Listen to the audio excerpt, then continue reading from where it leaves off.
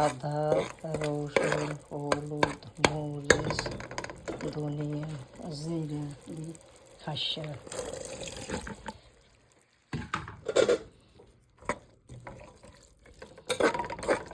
এমন দেশে আছে না কোনো রকম বাংলাদেশের কোনো সবজি আছে, শুধু আলু আছে, গোবি আছে, ক্যাবেজ আছে, এছাড়া টমেটো, এছাড়া আর কোনো সবজি দেশে নাই। খালি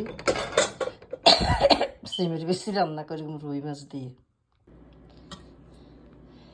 সিমের বেশি দিয়ে রুই মাছ দিয়ে রান্না করছি।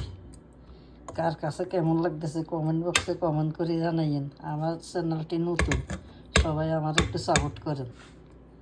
কেমন সবার কাছে আমার এটাই অনুরোধ। Thank you so much.